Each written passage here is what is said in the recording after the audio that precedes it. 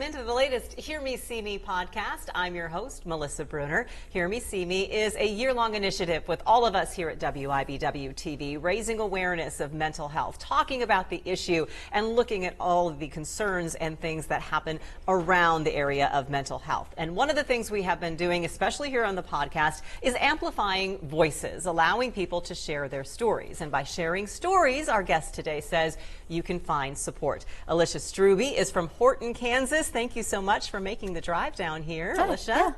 And we're going to talk about a really cool Facebook page that you have, but let's set it up a little bit and think about the backstory. You were how old when you started this Facebook group? It's called #Mental Health Awareness? Yes. How old were you when you started it? 14.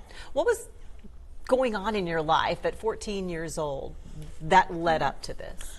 I was severely bullied and had a lot of trauma. And I went through a lot of psych hospitals.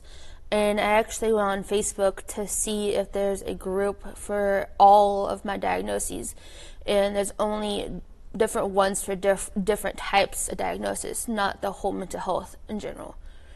And so I was like, I decided to make one myself. And I'm here now. And you're here now. So. What are all your diagnoses, if I may ask, what you're comfortable sharing? Yeah, I have PTSD, ADHD, general anxiety, depression, ODD, bipolar, so. A lot going on. Yeah. When you were 14, how were you maybe acting or behaving, and more importantly, feeling? Just down. It's not going to get better. No one understands. So that's why I made the group. I don't know if people necessarily understand bullying. I mean, Right. I imagine it goes beyond, and especially with social media nowadays. I'm a little bit older than you, and when I was a kid, you could go home and you could escape it. There was a safe haven. What was your experience like? Family. That's my escape. Right. So. And obviously you were using social media, so Yep. even sometimes on social media, was that really an escape for you, or did it continue online? It was online, yeah. It was everywhere. Bullying was everywhere, so it's hard to escape it. Mm-hmm. And that led to these feelings you were having? Yeah. Who did you talk to about those feelings? I had therapists. I don't really like talking about my feelings to people because I think it's like I have too much. So. How was your family in supporting you, or did you sometimes feel like you couldn't talk to them either? Oh no, they're amazing. Yeah. I will always go to them. So since day one, they stuck by my side. They didn't give up on me. Do you mind if I ask how bad it got? I know you said sometimes it's hard to talk about your own feelings because there is so much, but did you want to be with us? At some points, were you kind of low and thinking, gosh, I wonder if I want to go on? Yeah. But you had family to support you. I did. Okay, so family's cool, but as you went through therapy, what was missing? Even as much support as your family gave, what was the missing piece, do you feel like? I don't know. It's just people who are going through the same thing as me. And my family have some issues too, but I felt like I had a lot and not a lot of people really understood. So. How isolating is that, if you can describe when you feel like no one really, really understood? How isolating was that? It just made me even worse. Made me feel even, I don't know how to explain it. It got bad. Kind of a cycle. Yep. Yeah. So you start a Facebook page. Yep. What happened? I honestly didn't think it'd blow up like this. I just did it just to do it. And then I had a guy that kind of helped me. We're no longer talking. But, and then it just blew up. Like, it seriously just blew up. Like, how quickly? So you started the page when? It was what 2015. year? 2015. Yeah. And when you first put it out there, was it like one or two people the first couple Yeah, we days? had like 5, 10 for a couple years, and then all of a sudden we have 53.5 thousand people now. 53,500 people. Yeah. Yeah. Was it just like all of a sudden one day you went on and you thought, who are all these people? Yes. Or Yeah. Yep. And I was actually in the Dr. Oz show, and I found that a lot more people were joining. So What do people post about on there? It's a private page. They post anything. A lot of people post their feelings, really sensitive topics. We do have protocols going for different types of stuff. They do quotes. Like I said, ask for advice, post therapeutic stuff on there, share their experiences. So you can post anything on there. It's private. How helpful has it been for you to have that page and to have that outlet? It completely turned my life around. It was amazing. I feel more people understand. It's more than it was before. So. In what way, when you say it turned your life around, what did you notice happening, or what did you notice a change going on with yourself? I wasn't alone. There's a lot of people who kind of went through stuff like me, but I just felt alone in life. So, how much have the relationships been built through that page? I've built a lot of relationships, and I've lost some too. But I have a lot of new friends now that understand. So, how far and wide has the reach been? The world. I've had people. I actually looked last night. We have Australia, we have Africa, India. The main one's UK, Ireland. It's all over the world. What kind of message does that send? That you are seeing people from all over the world, right? In terms of, like, first of all, you felt you were alone. Yep. Sometimes we think, well, gosh, maybe this is an issue just in our community, or maybe it's just an issue in our state. But this is a global issue. Yep. How much do you feel we need to talk about that and talk about mental health? It needs to be out there. Not a lot of people understand.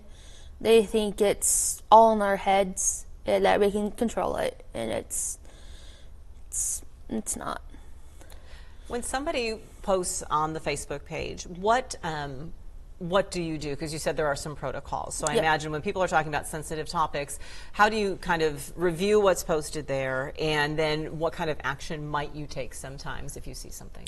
I have a messenger group with all my admins and mods. They help me approve posts and all that stuff like that. And we actually look at their Facebook. If they're in danger to themselves or others, we look at their Facebook to see where they live, and we call the local police department.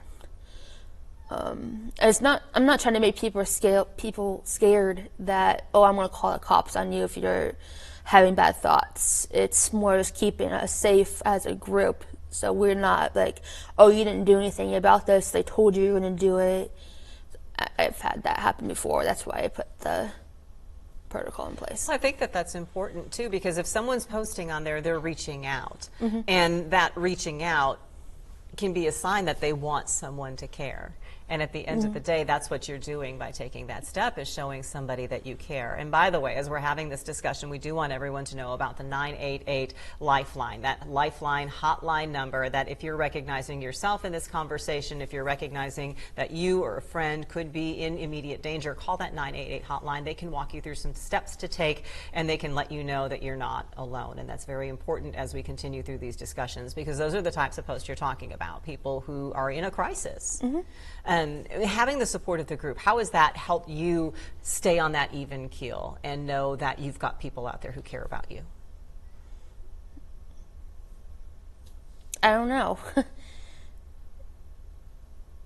Just, I know we can go to each other for everything. So.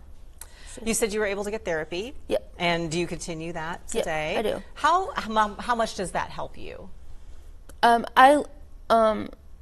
We're now focusing a lot on my traumas, and it's really helped me. It gets really emotional sometimes in the appointment, but it's helped. What have you learned about yourself to be able to know that this is something that you can get past? And I just know I'm strong. Not a lot of people can get past what happened to me, so. This makes me proud of myself that And I you can should. do this. And you should be.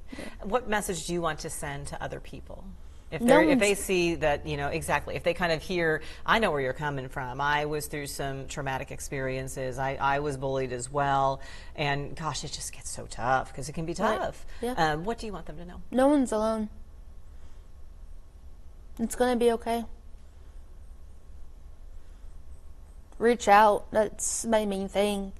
Is don't be scared to reach out. So I was scared to reach out. So Were you open with your family right away, or was that kind of No. a little, no? What was that journey like for you to be able to go to them? It took several psych hospital admissions and a lot of talking to therapists to figure out how to tell my family about my trauma and what to do, how my family would react to what happened to me. So You had them there supporting you even before you kind of opened up about everything, though, right? they were always there. How do you tell people who might think that, well, gosh, I'm not sure my family is supporting me? Do they just keep asking, keep looking, keep finding? Maybe it's going to be through the Facebook page that they find the support they need. Maybe it's going to be through somebody down the street. How do people keep looking? What I learned is a lot of people have different ways to tell people. So if you ask someone, be like, hey, what's your thoughts and how do I tell my parents this? How do I bring it up? That's what happened to me. And they're pretty much just saying, just bring it up. Mm-hmm. It can go one way or another way. It can go mine cried. It was wow, I didn't realize that happened. And I think they gave me more support from reaching out. So this thing could be oh, I'll have my family with me if I reach out, is my thing. People can surprise you, right? Yes. You never know how they're going to react. And now you find even more support through the Facebook page. Yes. 53,000 people. Mm-hmm. The growth of that. You said you were surprised? I was really surprised. I wasn't trying to make it a complete, big, huge thing.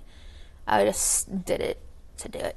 So, what is the process if people are like, well, this sounds like a group that would be helpful to me? What do they need to do, and how do you allow people in? Look up my group, hashtag mental health awareness. The MHA is capitalized. It's on Facebook. And then you put join group, and we have questions. If I can remember their questions. I know one is why would you like to join the group? I can't really remember all the questions. You want to make sure people are there for the right reasons, yes. though, is the reason for those questions. Yes. And so you monitor, as it's grown, how much help have you had to get to monitor? Because when it was just a couple people a day, you probably were coasting, Alicia. You were good at getting everybody in there. But now how many people help you out, and how have you added people to do so along the way? I was actually by myself until 25 to 30,000 people. Oh my. I didn't know what the admins and mods were until one of my, I wouldn't say a friend anymore, he's one of the ones that helped me create the group. He told me about it, and now I have maybe 10 admins and mods that help me, like I said, all over the world. So. And you have rules, I imagine? If people cross the line, you kick them out. Yep. How important has it been to you to create that safe space and to know that not just anybody can come on there and throw any kind of comment that they want, because that just continues the cycle of trauma that you went through. So how important was it for you to continue to have to build a safe environment? It just made me happy that someone can be able to tell, not just keep it bottled inside their head. So. And know that people are going to be supportive, yeah, and comforting. Yeah. Yeah. Where would you like to see the page grow from here and your message grow from here? I want the word for mental health to keep on going. That's one of my dreams. I want this to reach more people and just be, it's going to be okay. You're not alone. So. And what should people know about you and others who are in the group? All of us have gone through our own stuff. All of us went through something in life. It's seen stuff, it's, yeah.